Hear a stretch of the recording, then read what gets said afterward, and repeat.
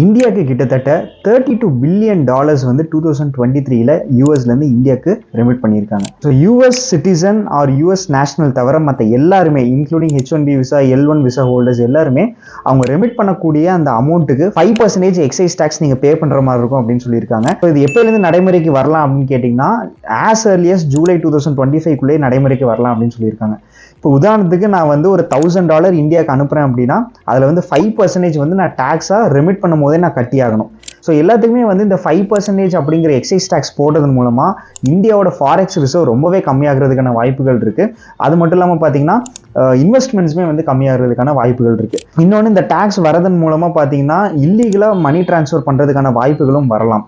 யூஎஸ்ல பே பண்ணுற 5% எக்ஸைஸ் டேக்ஸ்க்கு இங்கே நீங்கள் டபுள் டாக்ஸேஷன் இந்தியாவில் இருக்குமா அப்படிங்கிறதுமே ஒரு பெரிய கேள்விக்குறியாக இருக்குது. இதெல்லாமே நம்ம பொறுத்திருந்தா பார்க்கணும். இது போல ரெகுலர் டாக்ஸ் அப்டேட்ஸ்க்கு stay subscribe with tax with Surya.